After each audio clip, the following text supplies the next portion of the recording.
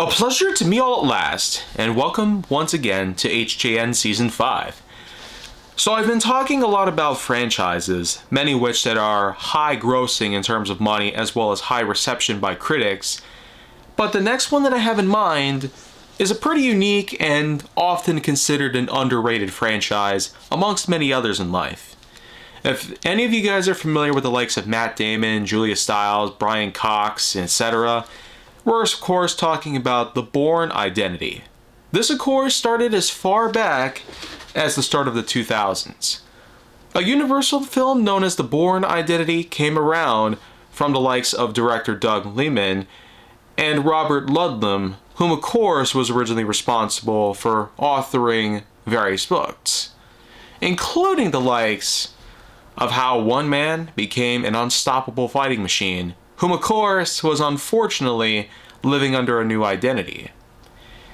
This of course was in fact able to bring in a successful film in 2002 starring the likes of Matt Damon, Brian Cox, Julia Stiles, and of course Franco Potente. The Bourne identity centers around the likes of a man known as Jason Bourne. Jason Bourne is in fact one man whom had no idea what kind of life he was going to live like. Well, this basically is a man whom was fished out of the water by Italians. And when he comes up, he suddenly starts to act crazy, at least to the many viewers out there. But what he finds out is that he has no clear connection or idea of who he is or where he is. So essentially what goes on is that the whole idea of the Bourne identity as a whole is the many stories of this one man whom is unfortunately probably the world's most dangerous person to ever exist. But the funny thing is that Jason Bourne has no idea who he is or what he's doing, so it seems that more than half of the general power and potential that he has is all locked away in his body and mind. And it seems that the longer that he goes on asking questions and figuring out things as he goes along, the more of him starts to unlock. And with that, he's able to fight off the many people that are out to get him. Many of his old superiors and many of his old adversaries, some people that he had come to know about, acquaintances. The thing is that there's plenty of people out there whom are out to get him, and only a few are out there to help him out. The thing is that there's tons of skilled bounty hunters, assassins, and a number of well-behaved military personnel. They're all out to get Jason Bourne. But what exactly is the real reason for it? Well, the thing is that it's ultimately a reconnaissance plan. Essentially a means to capture Bourne for the purpose of harnessing whatever power was inside of him. And this power is unfortunately a combination of lethal fighting skills and a number of operative tasks that Bourne himself had apparently had over the years. And this sort of storyline that we have here eventually unfolds with Bourne realizing about who he really was.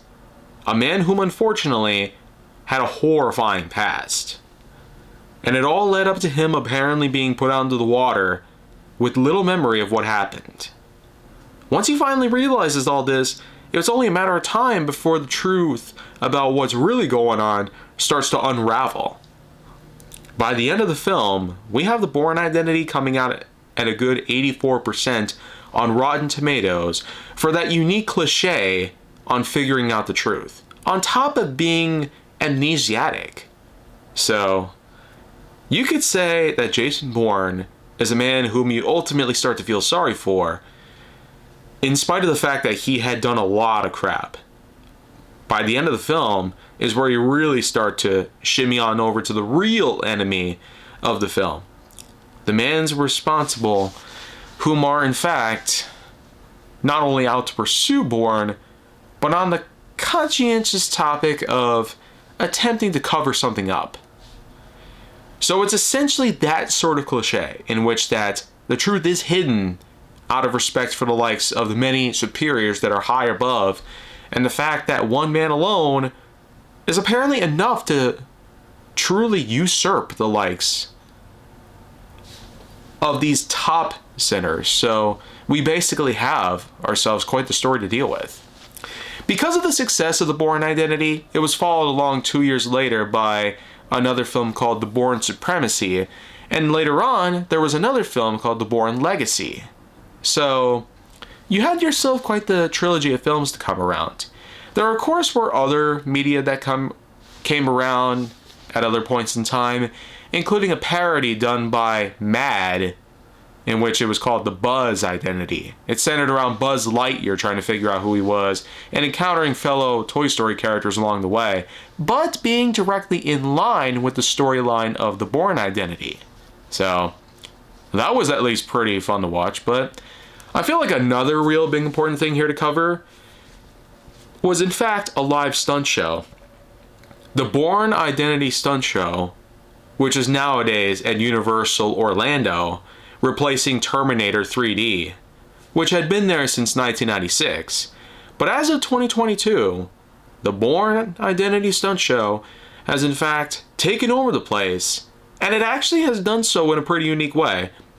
The combination of CG backgrounds as well as live structures for the in-show characters to traverse across, climb up, and swing from, and a Jason Bourne guy himself, we could see him climbing out towers, taking big leaps of faith into the floor, as they have a cushion for him right below the stage, and of course, hanging on from a helicopter for dear life, as we do see a cable system on the ceiling, which is supposed to represent a helicopter in use. But nevertheless, that was one unique film, complete with loads of gunfire, some flames, and even an exotic red car. So, I feel like it's enough said on all that stuff.